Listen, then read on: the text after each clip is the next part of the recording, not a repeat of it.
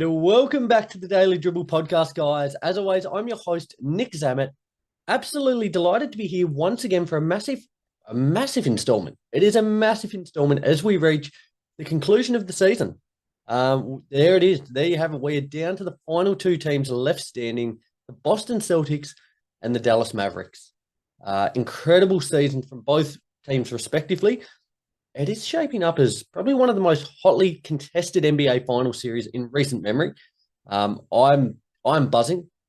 It's somewhat like it's bittersweet not having your team in the finals, purely for the fact that a negative that your team's not there, but a positive in the sense that you can actually just enjoy it as a pure basketball fan. So very, very excited for the series to tip off. I'm recording this one here in Australia on a Sunday. First game set to tip off on Friday. So a couple of days break, but that'll only continue to help build the anticipation. As I said, guys, a massive show, so let's not stand on ceremony any longer.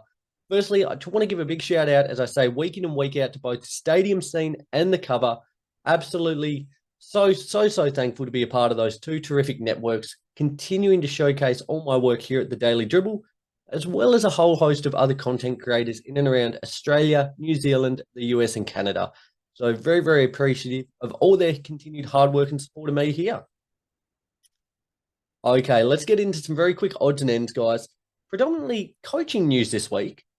But I'll start first and foremost with the news that the Clippers and Ty Lue have agreed on a new long-term contract extension.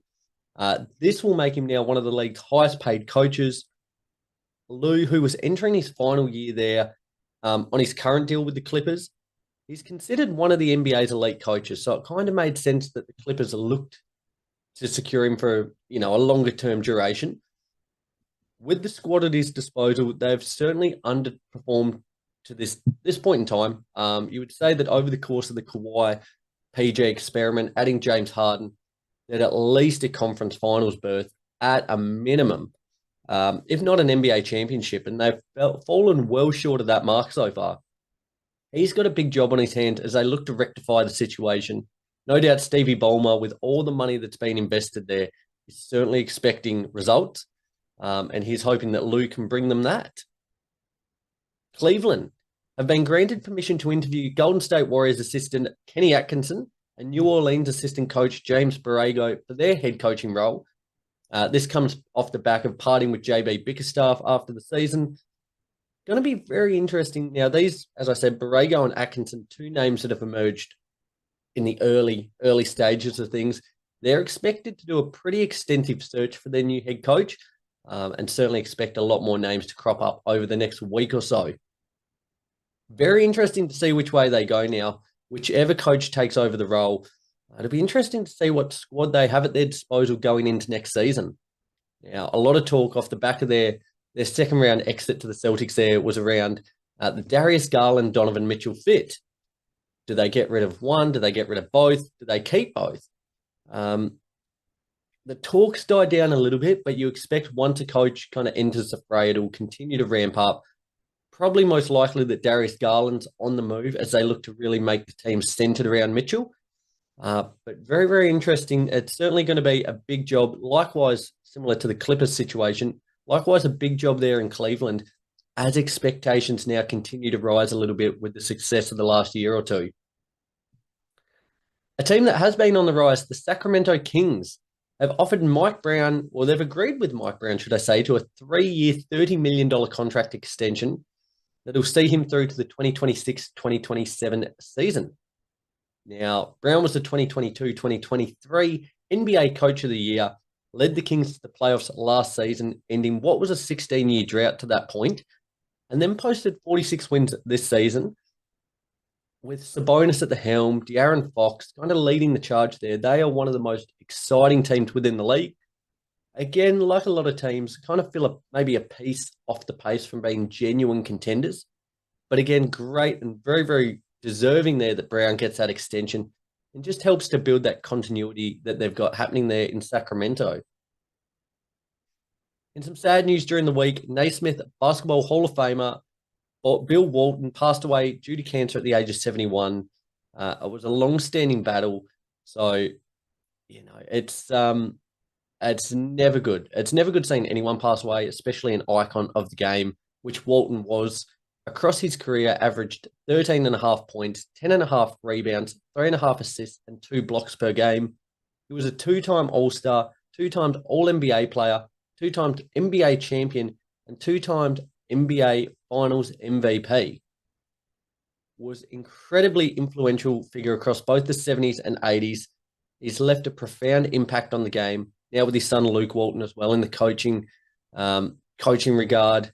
He's it's certainly sad news, and certainly pass on condolences to friends and family there, but nevertheless leaves a huge impact on the game. And a little bit brighter news there. Bronny James, as expected, he is set to keep his name in for the 2024 NBA draft as the NCAA withdrawal deadline drew to a close during the week. Now, it's a funny one, the Bronny conundrum, because a lot of people, he was purely being a prospect due to the James name, due to the fact that if you get Bronny, you're likely going to get LeBron. But throughout the process, Bronny tested as one of the fastest and most explosive athletes in the NBA draft combine in Chicago earlier in May. He ranked second among 71 participants in 2 3-point shooting drills. And throughout that process, he's said to have greatly elevated his standing among NBA teams. Now, as I mentioned, I think this is going to be super interesting to see where he goes and what impact he might be able to have on his respective team. Will it tie in with potentially LeBron, going to wherever Bronny goes, as he has now entered free agency as well? But regardless, I think Bronny's shown enough that he can be an NBA player. I don't expect him to be a star, but I think he could, with a little time and molding, could be a contributing player on an NBA franchise, which I think would be fantastic to see and hopefully helps him carve out his own name and legacy there. That being said, be sure to, as the season starts to wind off, we'll be entering into our NBA draft prospects list and starting to get a bit of a feel for a lay of the land of where everyone might end up, including Bronny there. Finally, on the odds and ends front, from reports during the week, the Clippers could be looking to pursue DeMar DeRozan if they can't come to an agreement with Paul George. Now, I think this would be an incredibly fun little switch up. I don't think it would greatly impact their chances of winning the title. I think DeMar's great. Is he better than Paul George? It's potato in my mind. But sometimes you just need a little bit of a shake-up, and this could be the thing that gets the Clippers over that hump at the moment. What do you guys think? Would you like to see DeMar join the Clippers, link up with Kawhi and Harden there? It would be certainly a fun squad to say the least. But as I said, does it get them any closer to the title? Probably not. Guys, let me know your thoughts there. Hit up all the socials, the Daily Dribble, Instagram, Facebook, YouTube, Twitter, and TikTok. Would love to hear from all of you guys what you think about that one. Okie dokie, let's push ahead. The Daily Dribble. So on this week's show, I kind of wanted to go into my championship predictions. Just some of the points that are standing out to me as we head into this hotly anticipated little series here. The Boston Celtics playing host to the Dallas Mavericks there. I'll rattle through just a couple of quick strengths, players to watch out for before giving my overall prediction for this one. Likewise, as I said a moment ago, off the back of this episode, I'd love to hear from you guys what you think of this series, who's going to come out on top, and some of the other talking points that you think will arise off the back of this. So first, I've just got here a couple of strengths for each team that I think they could really look to play to. Firstly, the Boston Celtics is undoubtedly the three-point shooting. Now, they were the best in the league in that regard, and it is something that can really rip games away from other teams. We saw throughout the course of this series against the Pacers there in the conference finals that their three-point shooting really kept them in games. Now, the Celtics won 4-0. They got the brooms out in that series. They could have easily lost a couple of games in this one if it wasn't off the back of some really clutch shooting. Namely, there was a game 1 or 2 that went, I've gone completely blank here. It might have been game 1 that went to OT. Jaylen Brown hitting the corner 3 to send it to OT, where they clutched up in that one. But the beauty of the Celtics is they've got 5 guys that can hit the 3-ball. Drew's not notoriously known as a three-point shooter, but Tatum, Brown, Derek White, Horford at the moment, but when Porzingis comes in, he's even better equipped in that regard. So, and I suppose if you look at a bench perspective, if Horford goes to the bench and Pritchard there, they've got 7 deep that can really shoot lights out 3-ball. And as I said, I think could be a real key factor in this series. Also, I think on the defensive side, we all know how good a defender Drew Holiday is, and at times he won them games in that series and throughout the season off the back of his dogged defensive pressure.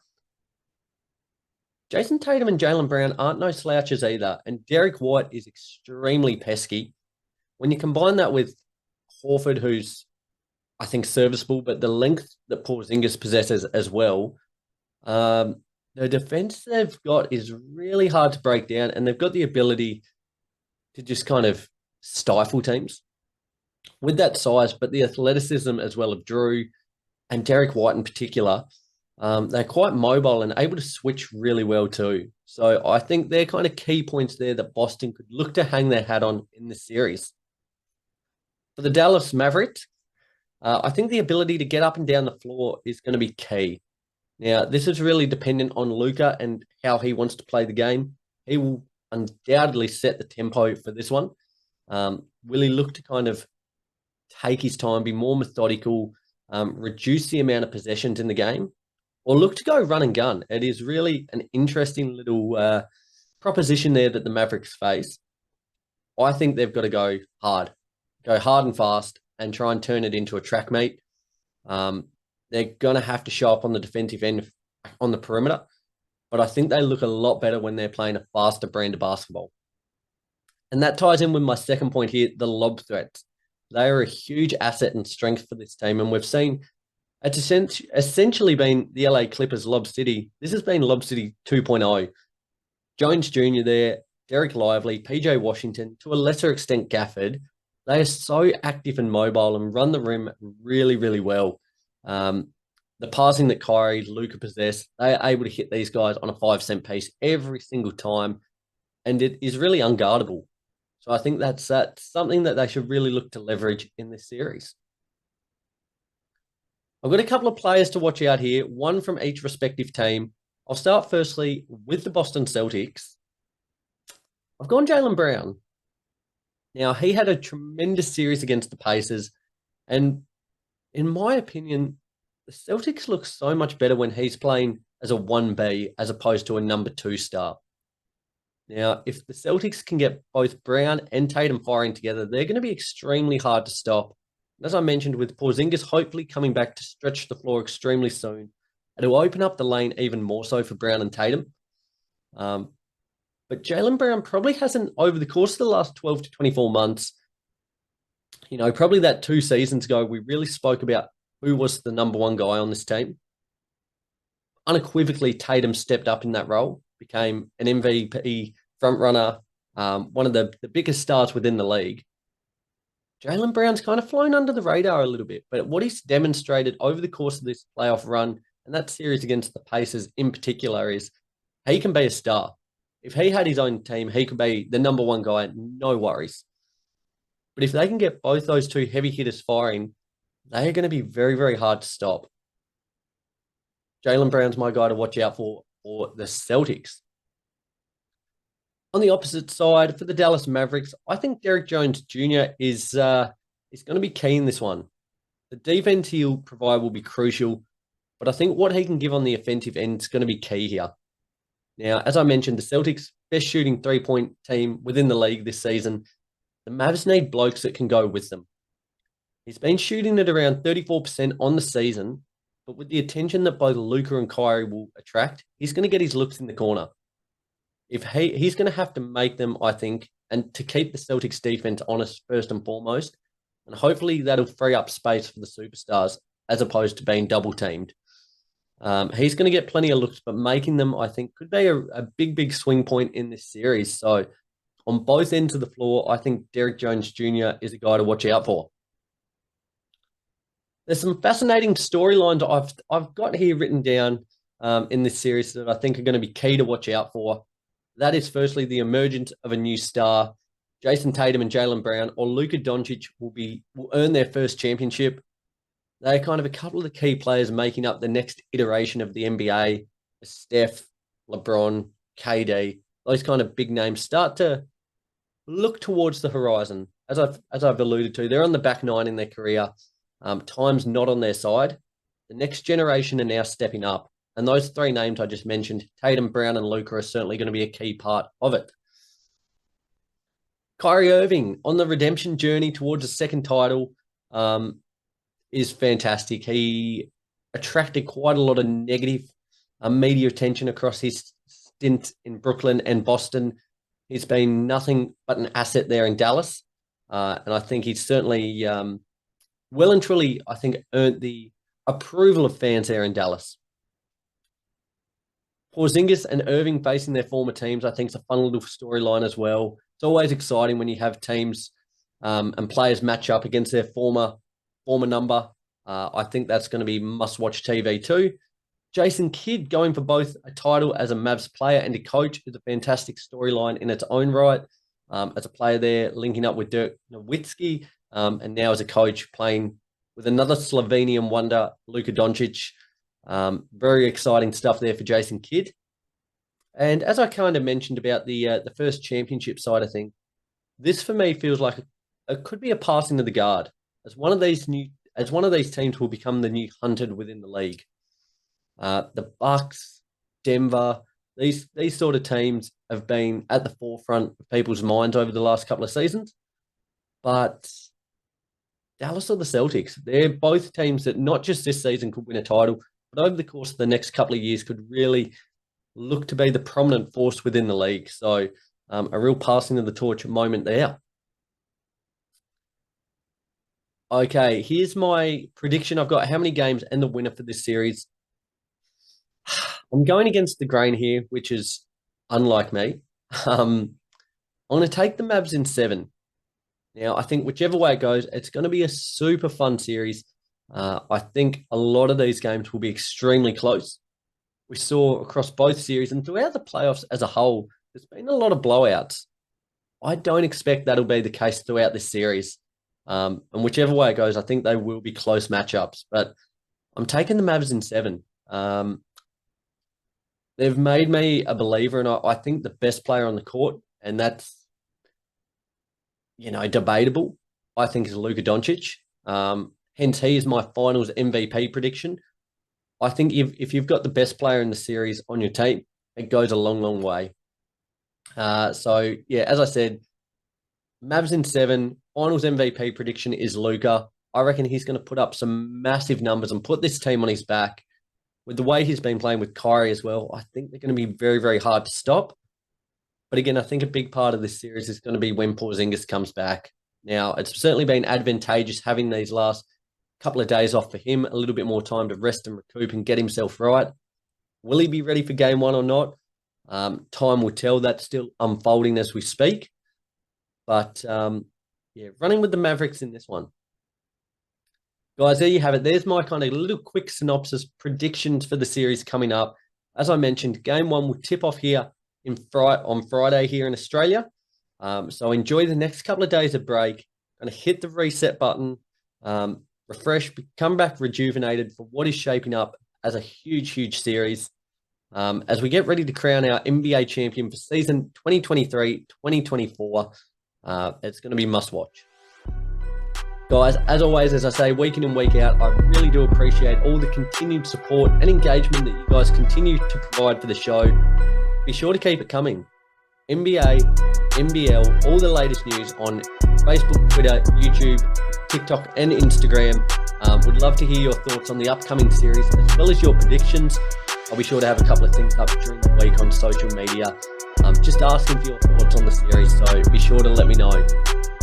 Till then, though, guys, enjoy the rest of the week. Enjoy a couple of days without ball, but get set for what's going to be a massive NBA championship series. Till then, guys, take care, and I'll speak to you soon.